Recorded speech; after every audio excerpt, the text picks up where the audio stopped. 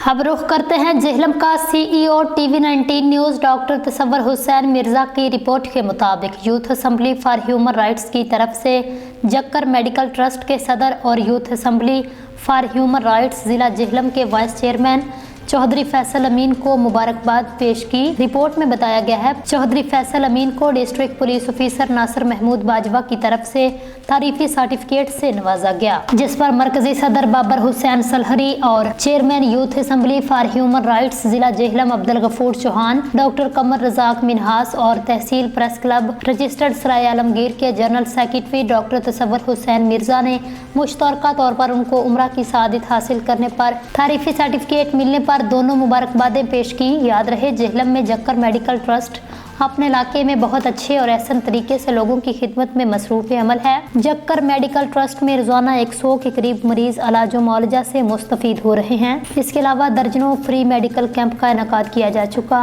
इस खुशगवार मौका पर फैसल अमीन के मोहतरम वालिद जनाब सूबेदार रिटायर्ड चौधरी मोहम्मद अमीन भी मौजूद थे।